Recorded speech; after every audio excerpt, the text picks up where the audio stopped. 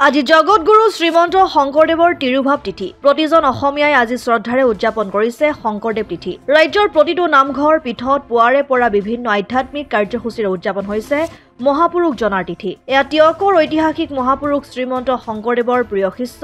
মহাপুৰুষ মাধৱদেৱে নিজ হাতে প্ৰতিষ্ঠা কৰা ঢেকিয়াখোৱা বৰনামঘৰৰ পৰিৱেশ পুৱাৰে পৰা ৰাজ্যৰ বিভিন্ন প্ৰান্তৰৰ ভকত বৈষ্ণৱে আজি বিশেষকৈ শংকৰদেৱ তিথি উপলক্ষত এই ঐতিহাসিক পীঠত উপস্থিত হৈ ধূপ নৈবেদ্য আগবঢ়াই নেদেখাজনৰ শৰণাপন্ন হৈছে আশীষ লৈছে অক্ষয় বন্তিৰ ইফালে বৰনামঘৰ পৰিচালনা সমিতিয়ে আজি গুৰুজনাৰ তিথি উপলক্ষত অক্ষয় বন্তি তেল শৰাই আগবঢ়োৱাৰ লগতে পুৱা উষা কীৰ্তন দিহানাম খোল প্ৰসংগ নাম প্ৰসংগ আদি বিভিন্ন কাৰ্যসূচী অনুষ্ঠিত কৰিছে আৰু এই পবিত্ৰ দিনটোত সকলো ৰাজ্যবাসীৰ মংগল কামনা কৰিছে মহাপুৰুষ শ্ৰীমন্ত শংকৰদেৱৰ আজি তিৰুভাৱ তিথি তেওঁৰে প্ৰপন্ন শিষ্য মহাপুৰুষ মাধৱদেৱৰ এই পবিত্ৰ তীৰ্থক্ষেত্ৰত বিভিন্ন কাৰ্যসূচীৰে আমি তেখেতৰ তিৰুভাৱ তিথিভাগ আমি উদযাপন কৰিবলৈ লোৱা হৈছে পুৱাতে আমাৰ পুৱা প্ৰসংগ হৈ গৈছে তাৰপিছতে আমাৰ দিহানাম গায়ন বায়ন বৰগীত সত্ৰীয়া নৃত্য প্ৰদৰ্শন হ'ব দুপৰ ভাগত বৈকুণ্ঠ দেৱবাদ্য চৰ্চা হ'ব নাম হ'ব ঘোষাপাঠ হ'ব এইদৰে আজি আমি এই গুৰুজনৰ তিৰুভাৱ তিথিভাগ খুব উলহ মালহেৰে আমি ঢেকীয়াখোৱা বৰনামঘৰত আমি পালন কৰিম এই জাতি ধৰ্ম বৰ্ণ ভাষা নিৰ্বিশেষে এয়া অনুষ্ঠান 17 আগষ্টৰ পৰা আজি তাৰিখলৈকে ইয়াত প্ৰতিদিনে হেজাৰ হেজাৰ ভক্ত সমাগম হৈ লাখৰ ঘৰত অতিক্ৰম কৰিছে সেয়া আমি সকলোজনৰ ওচৰত সেৱা জনাইছোঁ এই অনুষ্ঠানভাগী ঢেকীয়াখোৱাত যদিও অৱস্থিত ই সমগ্ৰ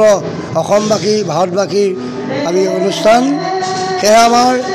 এই অনুষ্ঠানভাগী আমি বিশ্বৰ দৰবাৰত চিনাকি কৰিবৰ কাৰণে আমি সকলোৰে পৰা সঁচ দিয়াৰ পৰামৰ্শ আমি কামনা কৰিছোঁ আজি পুৱাতে আমি সংবাদ মাধ্যম জিলা প্ৰশাসন আয়ুক্তকে মহোদয় প্ৰমুখ্য কৰি আৰক্ষী অধীক্ষক স্বাস্থ্য বিভাগ খোৱা পানী বিদ্যুৎ বিভিন্নজনে যি আমাৰ নিষ্ঠাৰে ইয়াত সেৱা আগবঢ়াইছে বিশুদ্ধ খোৱা পানীকে আদি কৰি তেখেতসকলৰ ওচৰত আমি সেৱা জনাইছোঁ লগতে মুখ্যমন্ত্ৰী সাংসদ বিধায়ক সকলোজনকো আমি আশীৰ্বাদ প্ৰদান কৰিছোঁ আমাৰ দেশখন খুব সুন্দৰকৈ তেখেতসকলে পৰিচালনা কৰক আৰু দেশৰ যি অভাৱ অভিযোগ